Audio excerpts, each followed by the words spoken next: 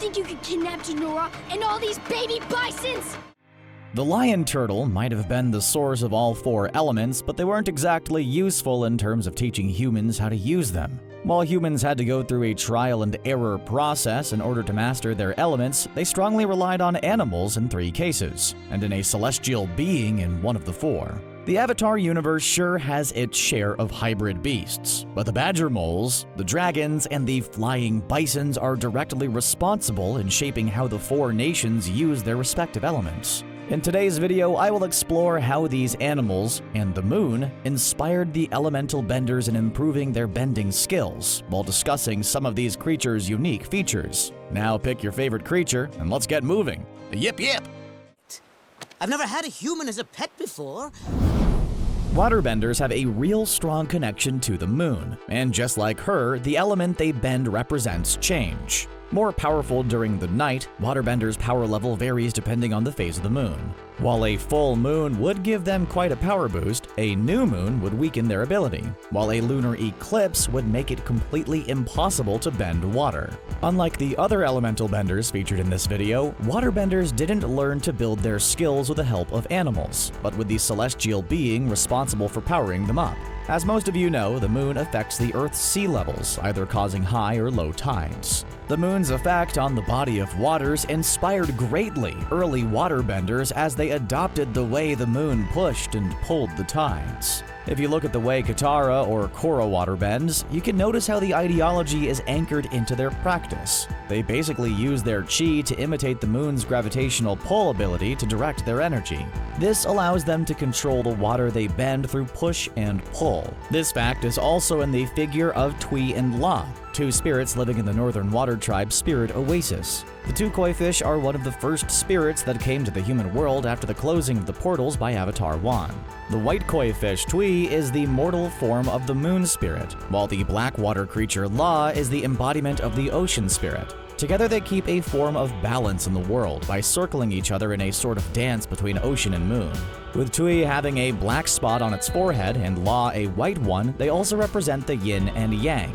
It's true that the waterbenders owe their powers to the moon, but as we see when Admiral Zhao attacked Tui, they can all become powerless without the existence of the moon spirit, making waterbending one of the most fragile bending types out there. Not only did the passing of Tui create an eternal blood moon, but it also caused the ocean spirit La to fuse with Aang. This created a giant, shiny, koi-like monster who wreaked total havoc on an entire Fire Nation fleet. La could only be calmed down when Princess Yue sacrificed herself and became the new moon spirit. Talking about Yue, rumor has it that she was supposed to be next in line to become the next water avatar. It would explain why the moon spirit was able to give her part of its life force to save her from a mysterious illness when she was just a baby. If Aang never got trapped into an iceberg, Yue would have surely made for one interesting avatar, and then we would have never been able to experience the feisty Korra. Now that I've explained the importance of the moon for waterbenders, let's turn to Avatar's animal kingdom, and more precisely to the Earth Kingdom. As Toph has explained in Avatar, Earthbenders have improved their bending techniques by observing what are called Badgermoles. They are gigantic, yet gentle beasts, which, like their name suggests, are a cross between American badgers and moles, but the size of elephants. These cute titans are more or less blind, and use what can be the equivalent of seismic sense to navigate the underground of the Earth Kingdom. The first indication that humans have learned from Badgermoles was discovered by Aang and Katara while they were heading to Oma and Shu.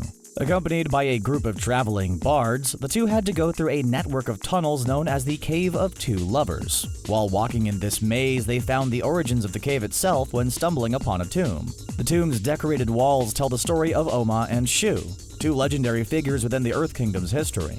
The 2 future lovers met on top of a mountain that was separating their 2 villages, but were not actually allowed to love one another. You see, both their hometowns were at war, which made it impossible for them to be seen in public together. However, their feelings for each other were so strong that they eventually found a way to keep meeting one another. Unlike Romeo and Juliet, who were major drama queens, Oma and Shu were able to come up with a clever plan, and, not drink poison. Learning seismic sense and sharpening their earthbending skills with the help of the Badgermoles, the two lovers created this network of tunnels known today as the Cave of Two Lovers. Only the two lovers knew how to navigate through this labyrinth, and anyone who tried to find them would surely get lost and never find their way out. Sadly, Shu died during the war between the two villages, which could have brought Oma to turn full Dark Phoenix, but something else happened instead. While she showed everyone what she was capable of, lifting giant rocks and putting the fear of God into warriors from both sides, she declared the war to be over. And this is how the city of Oma and Shu was born, as two villages became one. When it comes to Toph, the greatest skill she learned from the creatures is to move around in the world. Being blind, just like the Badgermoles, she was able to form some sort of bond with the animals when she ran away from home. This both fashioned her bending style as she copied their movements when they dug their way underground and her own way of seeing the world. As seen in the amazingly designed Korra episode Beginnings Part 1, fire was the first element to be permanently gifted to a human being. Before the avatar was even created, humans like Wan lived in cities built on giant lion turtle backs. Wan, who tackled along with a group of villagers, borrowed firebending abilities from the lion turtle with the others. I say borrowed because the power was supposed to be given back to the lion turtle right after their hunting session. The future avatar did no such thing, and organized a raid on the reigning family, but was eventually banned from ever entering the city again.